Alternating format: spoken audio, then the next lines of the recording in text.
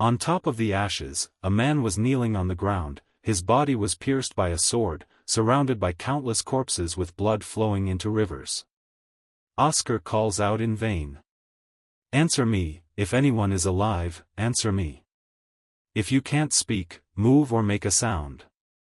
Please, a bright circle shone amidst the sea of blood. But there was no answer, his eyes filled with anguish. In the end, there was no one. Am I the only one left alive? He stared blankly upwards, his gaze reflecting a rolling head. He is the one who first unified the demons' clan and caused the downfall of humanity's great priesthood. At that moment, a monster was baring its wide mouth full of sharp teeth, intending to devour the baby in its hands. He prevented him from doing so, muttering an incantation. The monster instantly exploded without harming the infant. The baby was quickly enveloped in a green light and taken to safety, received by a mage.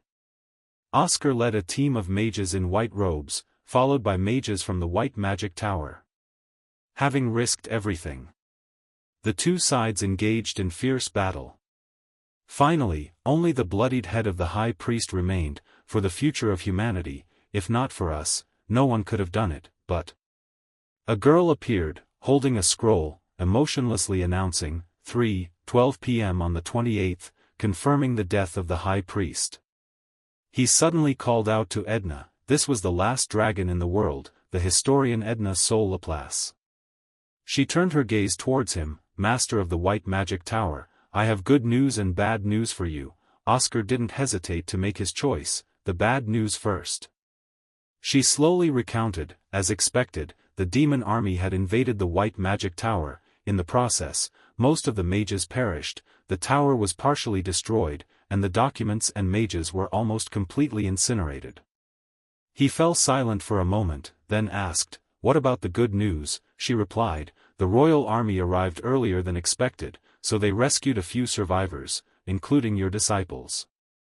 He raised his hand to cover his mouth and coughed a few times, relieved. Edna couldn't help but ask, "Do you regret your decision today?" Oscar lowered his eyes and replied, "No, I personally chose each one of them, I can't say I regret it in front of them." He looked at his blood-stained hands. Edna finally asked, "Anything else you want to say?" The master of the tower quietly said, "Take care of my disciples, they are still young, they must be very worried." "Very well." She respectfully placed her hand on her chest, bowed her head and promised him, "I will check on them occasionally." Oscar, seeing her like that, couldn't help but laugh. A dragon bowing before a mere human. Edna didn't pay much attention to his words. "You deserve it.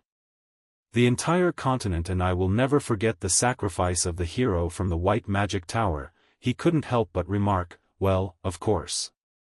As his life ebbed away, countless regrets filled his heart. It would be a lie to say I have no regrets. I may be the best mage, but I'm not a good leader. But if, just if, I had another chance. His heart began to envision a peaceful and beautiful scene with his beloved disciples. Even if I'm called a villain, I'll live a selfish life only for my people. Oscar, in his memories, would happily smile and receive the wreath offered by his disciples. Then his hand drooped, his eyes losing focus, thinking that's how he wanted to live. Edna stepped forward and placed her hand over his eyes. She recorded 3:47 p.m. on the 28th, confirming the death of the master of the White Magic Tower, the sage Oscar.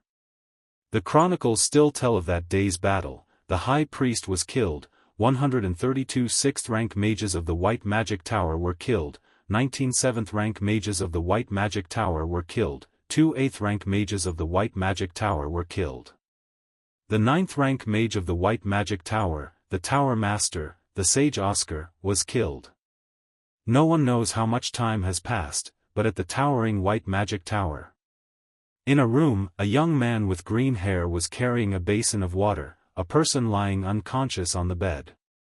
A leaf, blown by the wind, entered the room and fell onto the person's hand.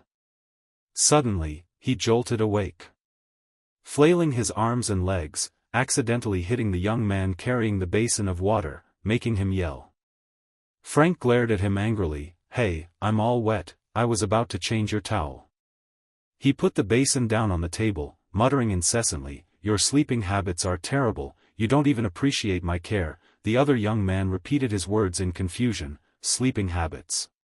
He thought to himself, did I sleep in such a defenseless state? No, more importantly, I'm already dead, but his heart was still beating in his chest.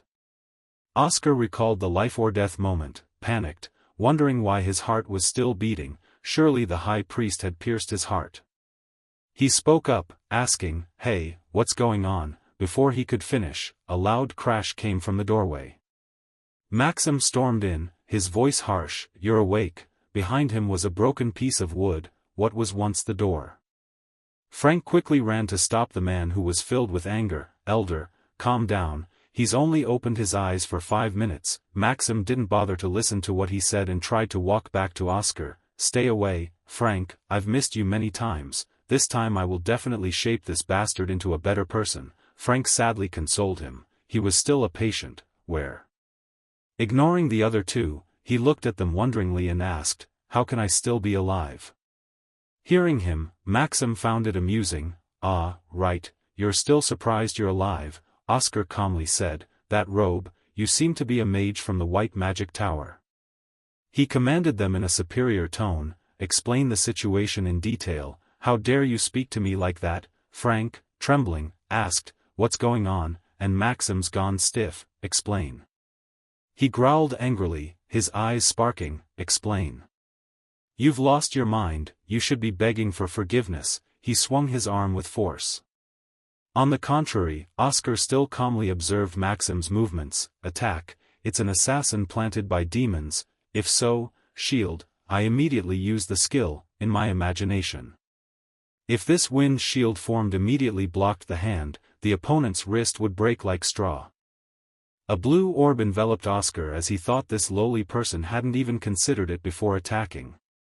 But when he touched his barrier, a hole also appeared, making him extremely confused. The wind shield disappeared. Oscar.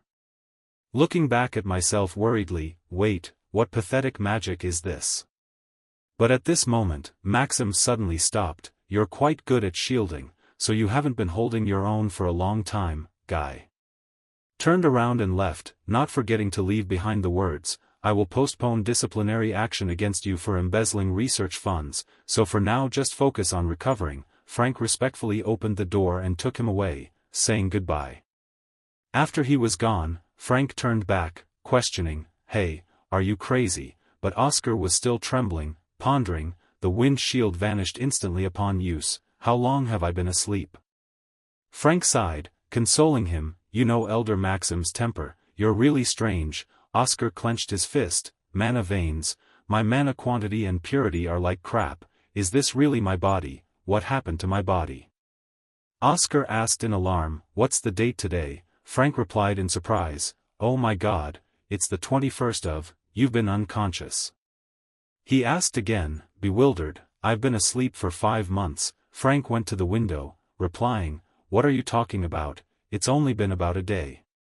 Oscar sighed, "Whatever, call Lloyd, or Gilead or Sasha, I need to hear the exact situation from them."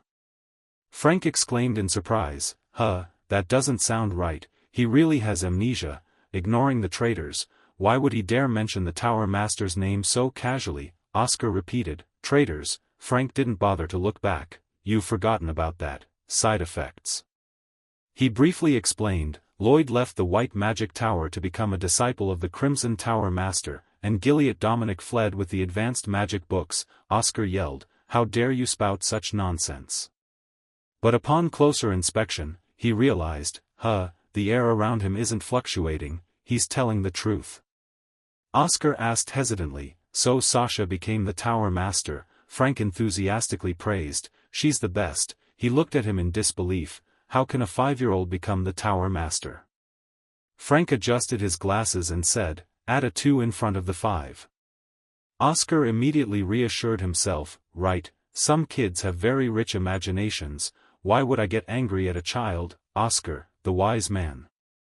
Those fabricated words sounded quite believable. Just then, Frank left the bright window to check himself.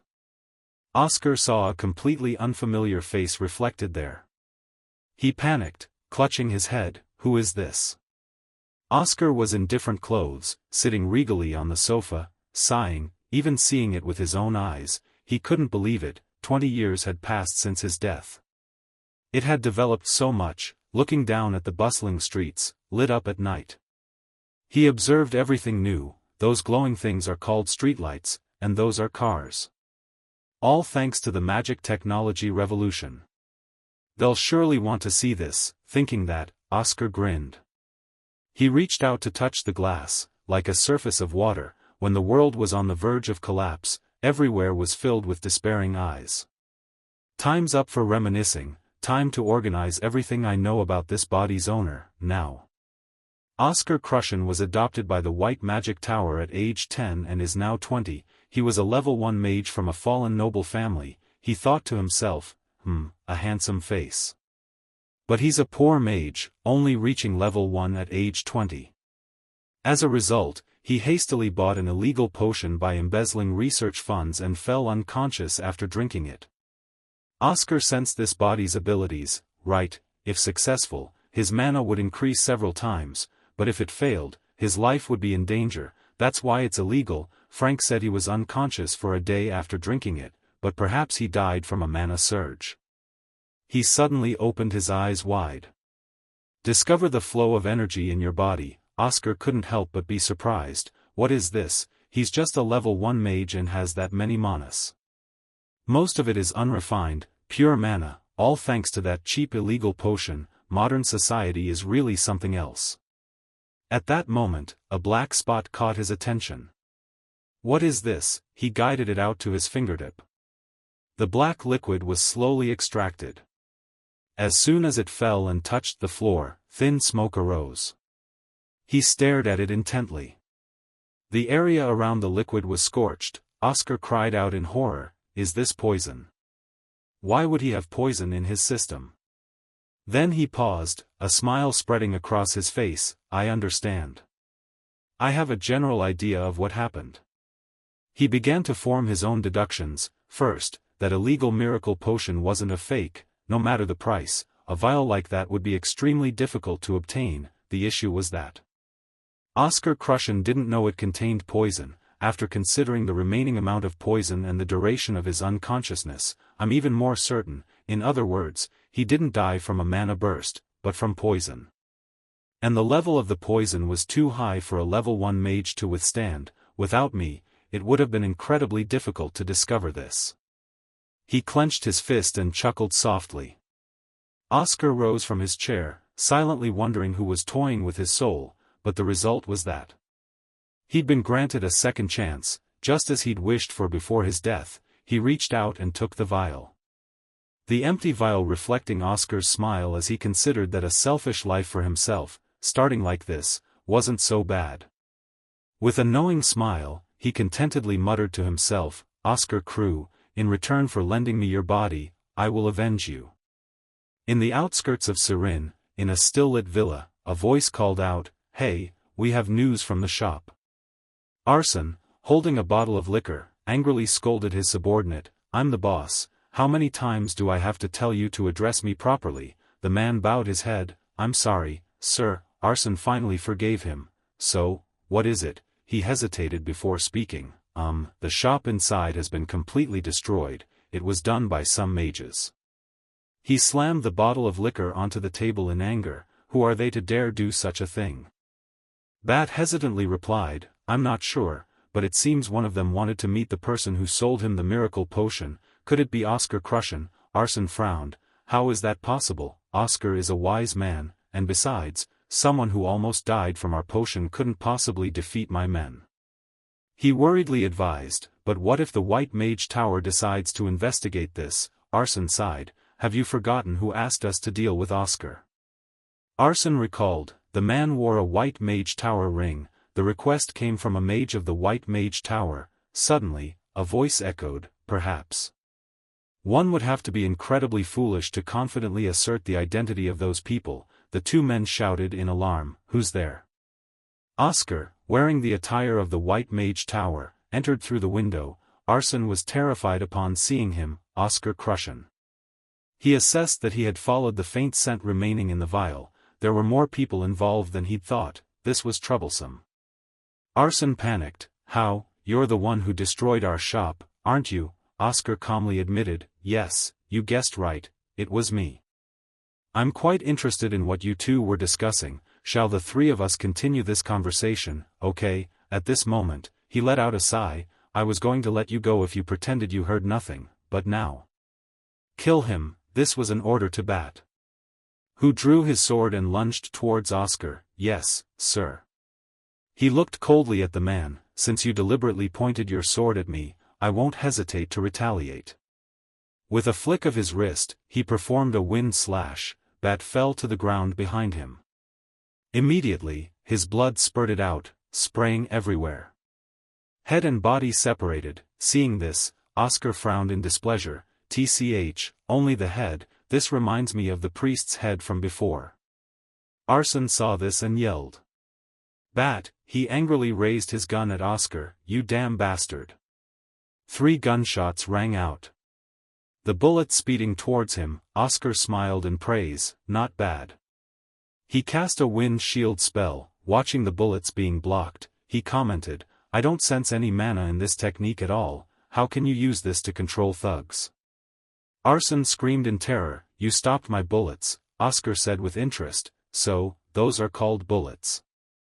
Then he flicked his wrist, sending the bullets flying back towards Arsène. This is exciting, I'll return them to you right now. He was shot through the body by his own bullets. And fell to the ground. Arsène gritted his teeth and cursed. Damn you. Oscar walked over to him. Oh, right, let me tell you beforehand, your subordinates won't be arriving anytime soon. I've blocked all sounds from escaping this room, you see. Arsène, hearing this, frantically asked, a level 1 mage can use a level 5 silent spell. Oscar sat down in a chair, putting his foot on the man. He casually explained, it's not a silent spell, it's a sound binding charm. I simply bound all the sounds to this room so they can't escape. Now, I'd be very happy if you surrendered and answered my question. Who ordered you to harm me? Arsène growled, I won't, but before he could finish, Oscar kicked him in the mouth. His face was filled with killing intent. Your body is paying for your actions, understand, your attitude is quite good. He glared as he felt power coursing through his body. And then Arsène writhed on the ground, screaming in agony. Oscar thought to himself, I've just channeled wind into his body, now he'll feel like thousands of needles are piercing his body. This works well enough. I don't like bullying people, so it's best to confess. Arsène crawled to him in pain and begged, please, I will confess everything, just stop. He waved his hand. Very good, tell me everything you know about that guy. Arsène panted, reporting, he gave me a vial of potion and some money, telling me to sell it to you at a ridiculously low price. I didn't think I could refuse. Oscar continued, what about his appearance? He recalled, he covered his face with a cloak, so we couldn't see him clearly, but I'm sure he was wearing a ring from the White Magic Tower. He sighed. He speculated internally, it's possible this is a trick to deceive this guy. Arsène suddenly remembered, oh, his scent. He emitted a very distinct scent, a refreshing and invigorating peppermint smell. That's all I know. Oscar noted this detail, a peppermint scent, that's worth noting. He continued, suppose you killed me, how would you handle the aftermath? Arsène stammered, about that, the White Magic Tower is currently busy dealing with a withdrawal order from the 4 main magic towers, so I don't think they'll investigate this. Hearing this, he furrowed his brow and repeated, wait, withdrawal order from the 4 main magic towers, what's that about? Arsène trembled, aren't you the one who should know better than me? Oscar said sternly, I drank that thing and forgot everything. Aren't you going to tell the truth? He fearfully sat up, let me show you some documents, please forgive me. He sat to the side watching him fussily open a cabinet. Arsène presented several stacks of files. These are the documents I have. Oscar flipped through a white document, reading about the White Magic Tower first. Officially designated April 28 as the Day of the White Knight, thus the day of the priest's death, to commemorate the sacrifice of Master Oscar, the Emperor gave the tower many great benefits and exempted the tower from taxes for 30 years. However, among all the magic towers, the White Magic Tower was the one that produced the worst results last year. The place where everything was lost 20 years ago has not been able to recover since then. This year at the White Night Festival, the royal family made an important announcement. Experts have pointed out that the White Magic Tower's biggest problem is its lack of high-level magic. Oscar frowned in confusion. The White Magic Tower doesn't have high-level magic, but I remember giving all the documents to Edna to prepare for something like this. I need to investigate this separately. The business results of white magic are the worst, he pondered before speaking. Hey, tell me what the 4 main towers are doing right now. Arson immediately replied, yes, sir. The Yellow Magic Tower, located in the east, controls lightning and has ushered in a spectacular era of magical engineering, contributing to the creation of revolutionary devices such as streetlights and automobiles. The Green Magic Tower, located in the south, contributes to the water, agriculture, and potion industries. The Red Magic Tower, sprawling across the western desert, chooses to join the fighting forces and provide support in tasks such as monster subjugation. Oscar questioned, what about the White Magic Tower? Arson hesitated for a moment. The White Magic Tower does transportation. Hearing this, he was stunned. What kind of business? Transportation. Oscar froze. He clutched his face, trembling. You mean like, transporting goods? Arson explained, yes, but considering the White Magic Tower's postal service and those with the ability to ride the wind, it's perfectly advantageous for transporting goods quickly and safely. Oscar's face fell. Riding the wind, what's that? Comparing it to reality. The mages of the White Magic Tower are those who soar high and control the sky, known as the free and courageous ones. That's why they're compared to dragons and eagles. He gloomily asked, exactly who initiated that business? Arson fearfully replied, to my knowledge, it's the current master of the White Magic Tower. He helplessly rolled his eyes, it's those good-for-nothing kids of mine. Oscar sighed, alright, so what about the water and agriculture industries? Shouldn't potions be a huge profit source for a magic tower? Why is the Green Magic Tower taking on that business? Asen began to narrate, Tanma Thap is a bit different, in fact they hold a monopoly on the magical medicine market. Oscar frowned. 20 years ago, it was Bakma Thap that was the big guy in the magical medicine market. If only all the recipes for making magic potions that year hadn't been burned. He continued talking about the water and agriculture business. They're selling clean water at exorbitant prices and bringing rain to drought-stricken areas. He frowned, questioning, why do people buy clean water? Arson stammered, lately, it's become a hobby for the rich. The right-hand man looked puzzled, trying to make a few extra bucks while making a fool of himself. If you want to drink water from the big well, but you still have to set it up. Arson didn't dare say anything but just laughed.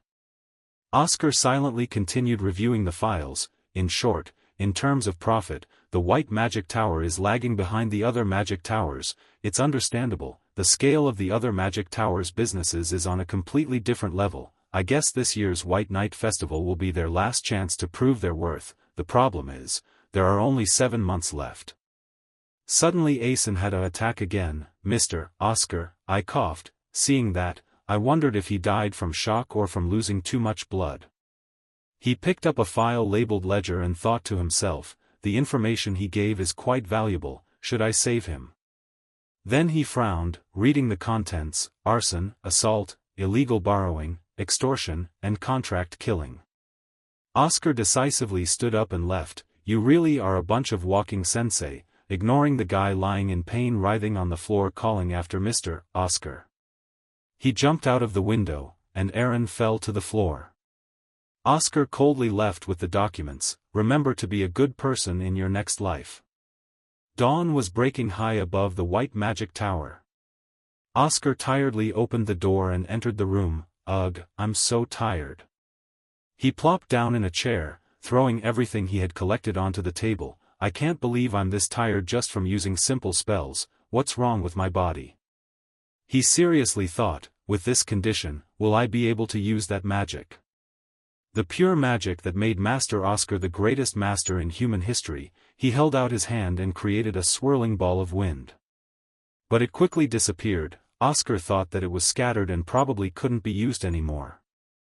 First, I need to fully understand my current physical condition. I'll start with a magical scan. He picked up a black file to examine. In the meantime, I'll gather more information. The memories in his head were all jumbled up. While Frank is telling me some information, the important thing now is to know everything about Oscar Crushen if I want to keep this body. Oscar Crushen, the heir to Count Crushen, and the sole survivor of the horrific mansion fire that year. The world recognized him as a magical genius very early on. Their sky-high expectations led to fierce competition to recruit him. He enrolled in the magic department of the Imperial Academy for 6 years, always achieving perfect scores. By publishing his extraordinary thesis, he successfully proved himself to be an undeniable genius. The more I read, the more I find it incomprehensible, but why is someone like him still at level 1? The unfortunate truth turned out to be this: if he hadn't had mana deficiency syndrome, he could have become the greatest mage representing his generation. Reading this far, Oscar's eyes widened in surprise. He murmured to himself, mana deficiency syndrome. If this is true, then his remaining at level 1 is perfectly understandable. He understands magic better than anyone, yet he can't use it. At this moment, the magic surrounding his body shimmered, forming a transparent orb. Oscar examined it closely in his hand. Scan complete. He cast a spell to confirm the results. An information panel appeared before Oscar. He furrowed his brows, bewildered. What? Wait, this says he doesn't have mana deficiency syndrome. The more he looked at the detailed information, the more surprised Oscar became. It wasn't a disease, rather, someone had sealed his magical flow. Mana deficiency syndrome. As the name suggests, it's a disease where one cannot circulate or accumulate magic. A mage can install a maximum of 20 physical circuits on their mana circuit. The number of installed physical circuits determines their level. However, if they have mana deficiency syndrome, the entire circuit remains unestablished. Therefore, even if they train their whole lives, they can't surpass level 3. Oscar quickly stood up, deep in thought. However, Oscar Crushen's circumstances were different. His physical circuits weren't completely disrupted, rather, they had been deliberately blocked by someone. If this guy is truly a genius, then he must know he doesn't have mana deficiency syndrome. It would be better if he kept a diary. Oscar took a book from the shelf. He recalled, according to Frank, Oscar Crushen was an alcoholic. However, could that have been something he deliberately created? He knew someone had blocked his circuits and wanted him dead, so he deliberately acted like a wastrel.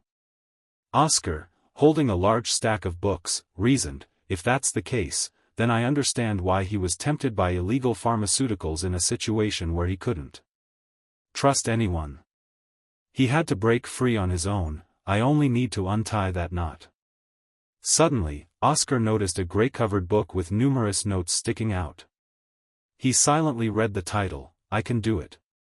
The pages were filled with countless drawings and writings. Oscar raised his eyebrows and carefully read the contents. The paper was filled with dense writing detailing the trajectory of a boring slash. An addition on the side described a shield, a defensive magic with unlimited applications. The advantages of using this are, a different thread, referring to an advanced shield that can be used as an offensive attack. Below are drawings of a weapon called a gun, perfectly suited to be expressed with the magic of the White Tower.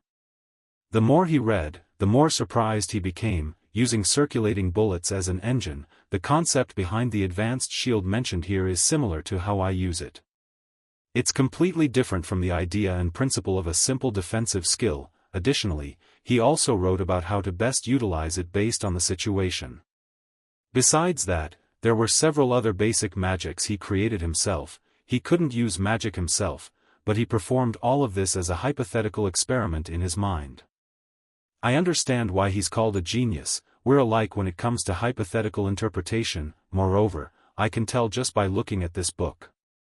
Oscar thought of the sorrowful young man writing the book while using a handkerchief to stop coughing fits. He didn't abandon magic. Instead, he worked harder than anyone else. His passion showed me that he loved magic. On the last page, the author meticulously wrote his thoughts. I hope this book will blow even the weakest winds toward the White Tower. From a mage about to face their greatest challenge, Oscar drew a conclusion. a mage about to face his greatest challenge. He pondered, realizing, so he knew everything. But he had to do it all alone. Oscar Crushen, he murmured the name as he stood up. A young mage who didn't succumb to his fate and silently faced it on his own. Oscar plopped down onto the sofa in the middle of the room. He began to meditate, I swear, in the name of Oscar Sage. The 17th Archmage of the Magic Tower, I will untie the knot he couldn't, moreover, I will make those who cruelly broke his wings pay the price. A magical symbol appeared in his chest, then Oscar clenched his fists, opening the physical circuits in his body. In the garden, countless flowers and plants bloomed vibrantly. Oscar froze, wondering why he was wandering around the greenhouse. I remember falling asleep while trying to untangle the knot in the physical circuit. Suddenly, a voice called out, Archmage. He jumped, looking in one direction. Where Sage Oscar was meeting his 3 disciples, Lloyd greeted, We're here. Oscar replied with a smile, Sit down, we'll have today's lesson here. The children nodded eagerly, yes. At that moment, he silently exclaimed, I understand. Is it because of that damned dream curse, the nightmare count of the demon world? Because of his damned curse. Every time I sleep, I dream about the past. To be honest, I thought this curse would be lifted when I entered this body. His face sank when he realized, but it seemed that the curse was attached to his soul rather than his physical body. He continued to observe the 4 students, but should I say I'm quite lucky, it seems my dreams about my students haven't changed, and they don't seem temporarily sensitive. Over here, Sage Oscar had begun his lesson. What did we say we'd learn today? Lloyd spoke first. You said you would teach us about the magic system, and that the magic system of mages or knights is usually divided into 4 archetypes, known as the 4 magic archetypes. Oscar smiled in agreement. That's right, magic may look the same physically, but it's actually divided into 4 archetypes: enhancement, acceleration, balance, and special. 9-year-old Lloyd wondered, the White Tower pursues the harmony archetype, right? He nodded in confirmation, yes, wind magic is the most suitable for us. 5-year-old Shasha Mace also asked, does each tower have its own preferred magic archetype? Oscar explained, yes, because each different magic archetype has different characteristics. The Gold Tower believes speed is most important, so they have acceleration magic, while the Crimson Tower believes fire is important, so they represent the enhancement magic archetype. The Blue Tower and the White Tower both represent the balance magic archetype.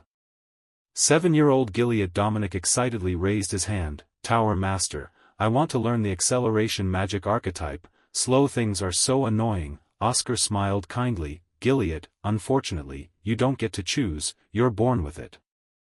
Shasha wondered, so how can we know what we're born with? He picked up a wooden stick, drew a circle on the grass, and said, it'll be easier than you think. Shasha, extend your index finger and try this magic.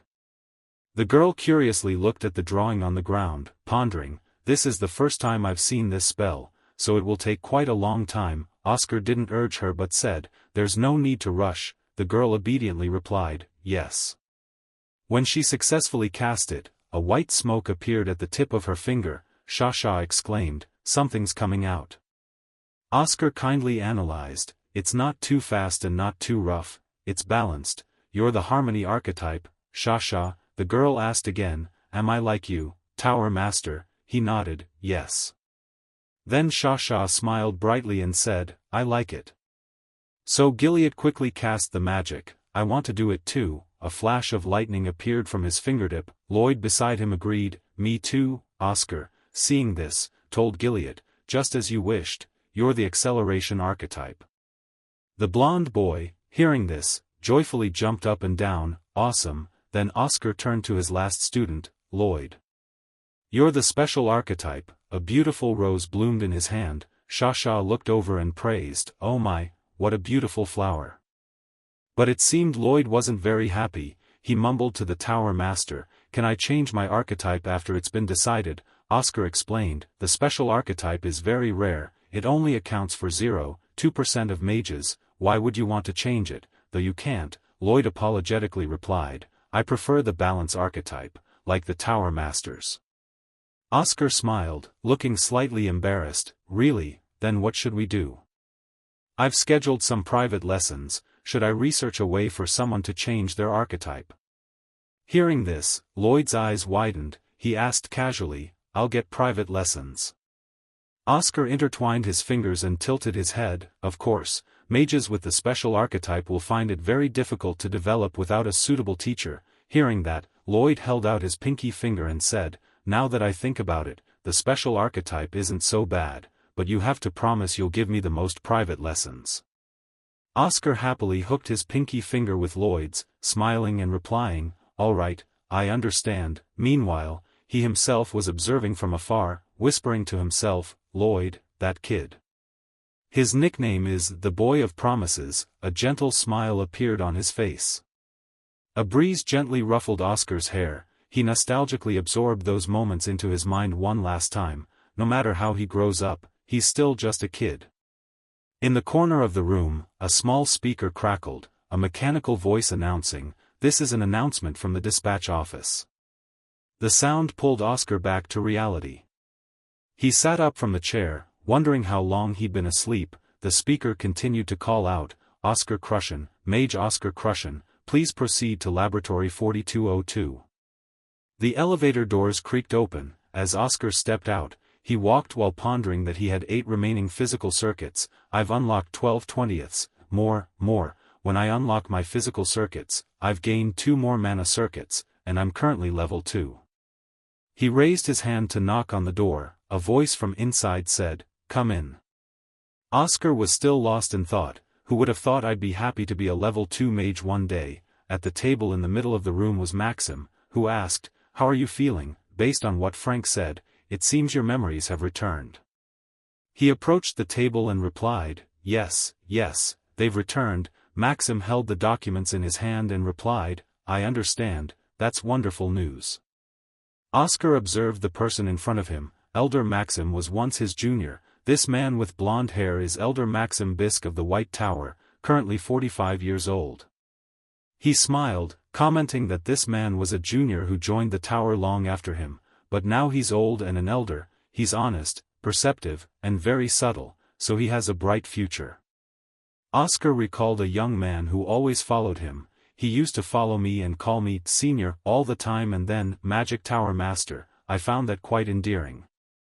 Oscar nodded and smiled to himself, but now he's in his early 40s, he's worked very hard, his magic is so much that it reflects his age. Maxim noticed his unusual expression and immediately asked, why are you laughing? Then he got to the point, I received a report that the head of the Gordon family and the leader have been killed. Maxim sternly asked, do you have anything to say about this report? Oscar remained silent for a moment before replying, no, I don't. But I think there's a reasonable explanation for their deaths. I think it's because they tried to assassinate me. Hearing this, Maxim's eyes widened in surprise. Oscar placed a small pouch and a file on the table as evidence. The elixir contains poison, and this is the commission and ledger detailing the assassination attempt. Maxim wondered, is the reason you were bedridden because you were almost assassinated? Oscar nodded, that's right, I went to try to talk to them, but they tried to assassinate me. Maxim carefully read the documents he'd brought. He looked at the pouch of gold on the table and said, there's money here, so this looks quite credible.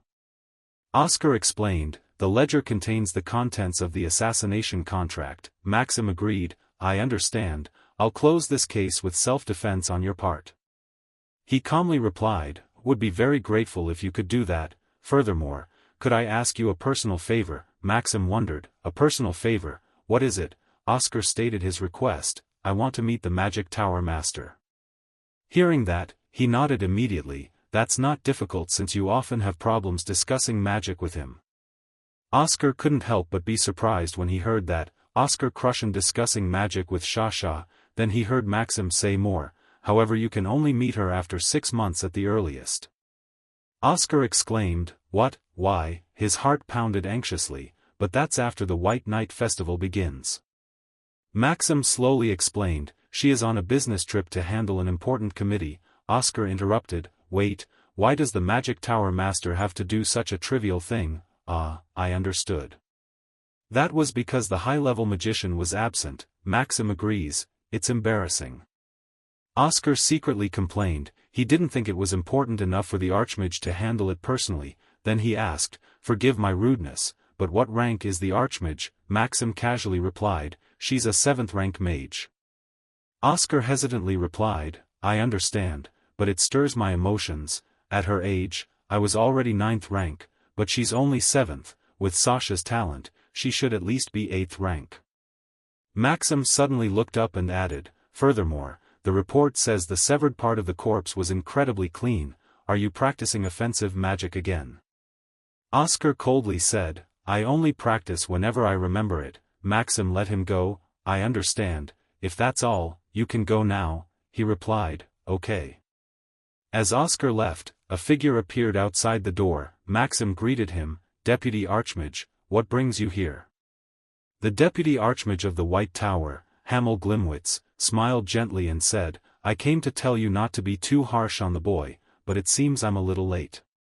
Maxim laughed a few times, I need to scold him if he gets into trouble. Hamel clasped his hands and entered, you're right, but I'm the one who brought him here, so I'll be the one to worry about him. Maxim hesitates, but he remembered the wind shield that Oscar had cast. Even though it was basic magic, it couldn't be perfected within just a day or two of trying. I'm sure he studied very hard in a secret place. Maxim smiled approvingly, Oscar, that kid, he might have studied harder than I did. Hamel chuckled, I'm glad to hear that. Should we go to the elders' meeting room? Elder Fidelina is waiting for us. Maxim stood up and replied, yes. The elevator's announcement rang out, 10th floor. Then Oscar strolled through the greenhouse. I saw my student in my dream, so I wanted to come here. He looked around as the wind blew his hair. It felt emptier than before. Just then, the gardener appeared.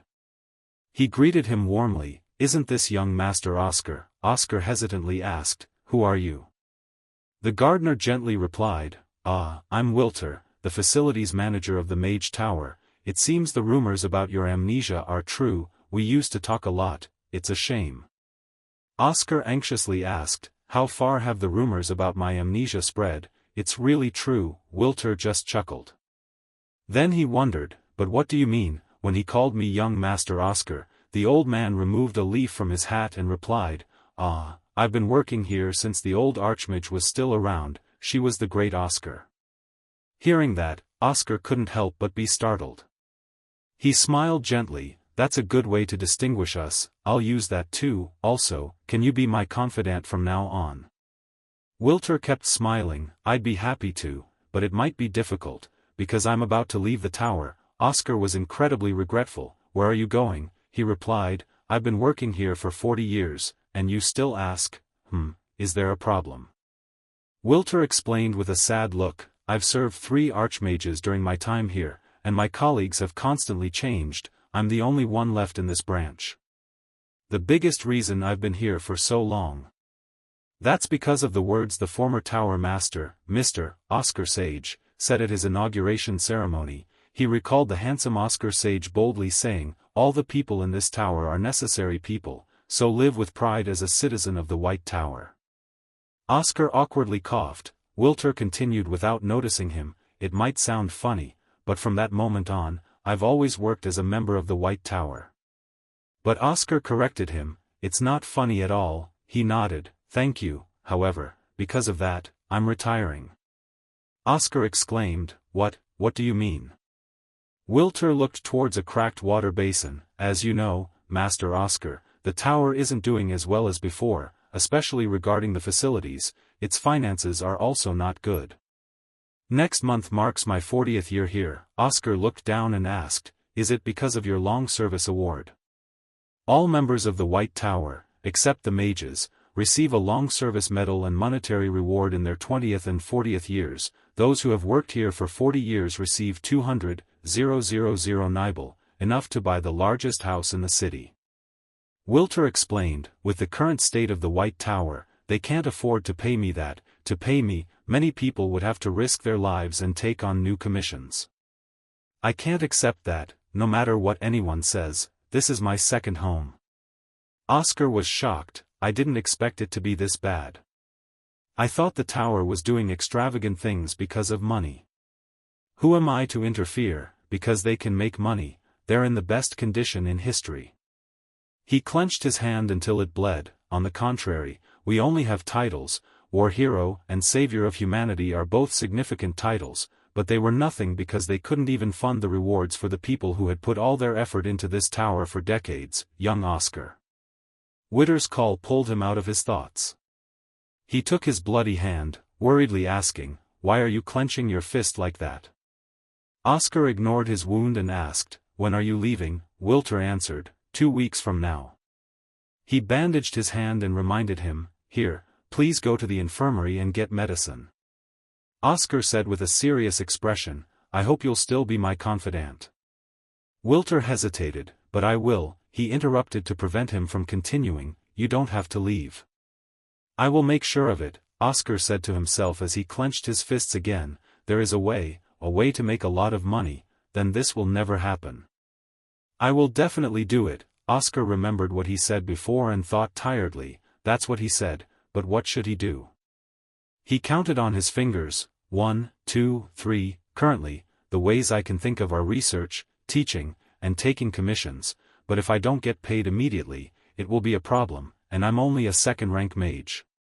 I need a business that can make a lot of money. It seems potions are the only option. Suddenly, Oscar seemed to see something. Then he hastily read it again. Wait, here it is.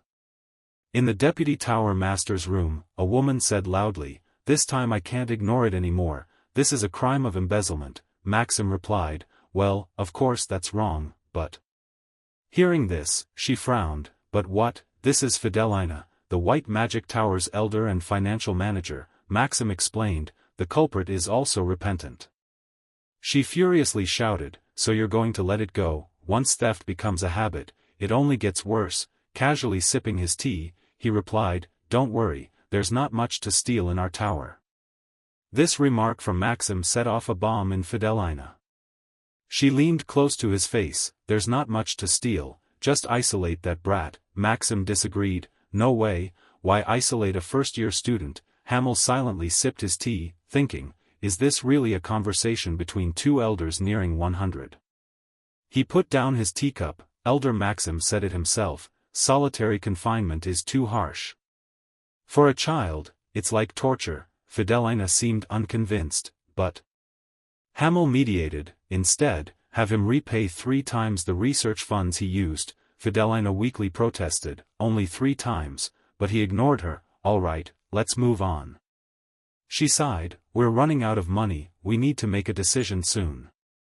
Fidelina sat back down. There are many areas we don't even use. If we sell the equipment in the potion-making room, we can cover our expenses, otherwise, we'll have to close the tower. Hamel closed his eyes. I disagree, Fidelina gasped, but Vice Master. He interlocked his fingers. This is a magic tower, a place where mages gather to study magic and share knowledge. New ideas can't enter a closed room, we can't sell our future to satisfy today's hunger. Fidelina coldly asked, do we even have a future? We've waited 20 years, Maxim shouted, seeing her like that. Fidelina. She continued, Vice Master, accept the truth, even if a genius appears and saves this tower. They'll never come to the White Tower. Hamel said nothing, only gazing at his reflection in the teacup. He mouthed an but before he could speak, a knock came. Fidelina grumbled, who is it? We're in a meeting. Hamel calmly replied, come in. Hello. Oscar entered, introducing himself, I'm Oscar Crushen. Hamel gently asked, what is it, Oscar? He replied, I have a proposal. Let me start a business. Hearing this confident statement, Fidelina shrieked, what? You're funny, you embezzled research funds a few days ago, and now you want to start a business. Fidelina angrily scolded him from the corner. Oscar ignored her, presenting a newspaper. While reading old newspapers, I found an article, a serious flu outbreak has occurred in the Vince estate, causing a lockdown. Hamel replied, I saw this article, people say it might be the Cadena flu. If it is, that's bad news. He recalled a devastating outbreak. The Cadena flu is incurable. The White Tower had a vaccine, but the formula was lost 20 years ago. Oscar smiled. Even the Blue Magic Tower, the current leader in the potion market, can't recreate the vaccine. That's why I want to start with it. Hamel was dumbfounded. What?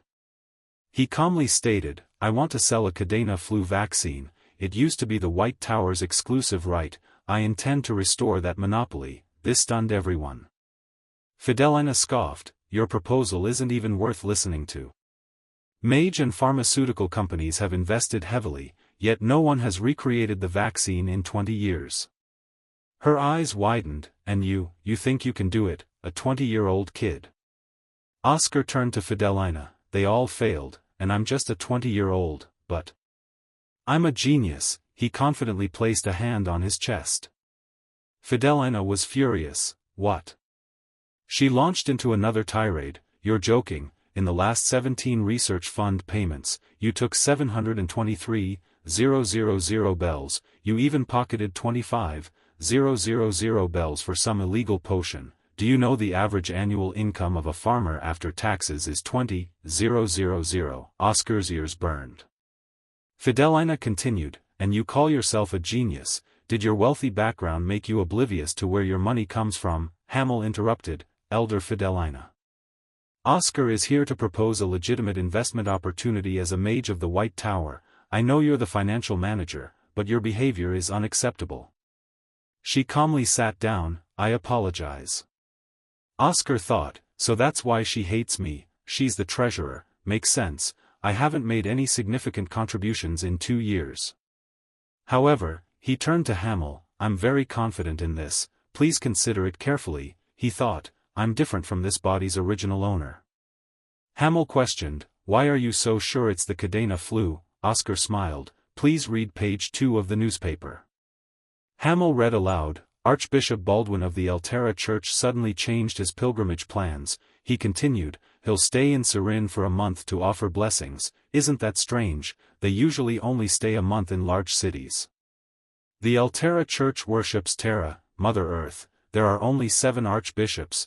They should be the most upright, but, to become a cardinal, the second most powerful position, requires significant campaign funds. Archbishops can stay a month at the manor they visit during their pilgrimage, but only if they meet nobles and merchants and receive money from them. But Sirin, it used to be a large city, but it's shrinking. Maxim also spoke up, you're right, but I thought his reason was to pray for blessings. Oscar held out his hand to explain, that makes it even more strange, praying for blessings in a barren land. He spun the globe beside him, as you know, the pilgrimage routes of the Altera Church members are already chosen for them, Sirin, Mosque, Melbourne, and Greenwale will follow. Vince, he pointed to a small dot on the map. Oscar continued his analysis, the Archbishop stayed in Knox for a month before going to Sirin, if I'm not mistaken, he also stayed in Mosque for a month, and the same for Melbourne and Greenwale. It's as if he's trying to delay his visit to Vince as long as possible, isn't it? Hearing this, everyone realized something.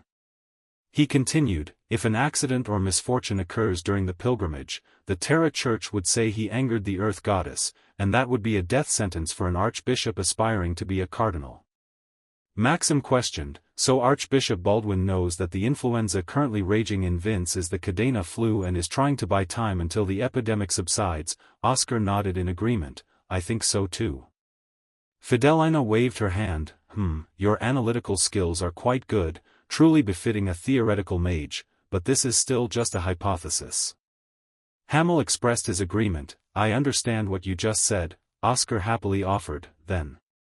But he interrupted, but we can't officially sponsor you. Oscar was startled, what? Hamel slowly explained, if we do that, other expenses will be cut. He tried to persuade him, but without letting Oscar speak further, Hamel took out an envelope, however, I can invest my own money in your business. Fidelina exclaimed, Deputy Archon, but he smiled gently, it's all right. Then he turned and said, there's only 30,000 bells in here, is that enough? Oscar muttered, 30,000 bells. Then his face darkened, and he inwardly yelled, not enough, far from enough. A long time later, in the potion-making room, Oscar wearily held his face. He picked up a test tube, muttering to himself, "All right then, it seems I have to use the backup plan, the equipment is still in good condition. I'll use this money to make a vaccine sample and get money from the Archbishop, he's the one currently facing the most trouble from the Cadena flu epidemic." Turning, he saw Frank struggling to carry things, and he commented on how hard he was working. Oscar put on his goggles and muttered to himself, "That's right, it's best to squeeze money from someone in a difficult situation. Now it's time to get started." Frank looked at the enthusiastic young man and couldn't help but wonder, what's gotten into him.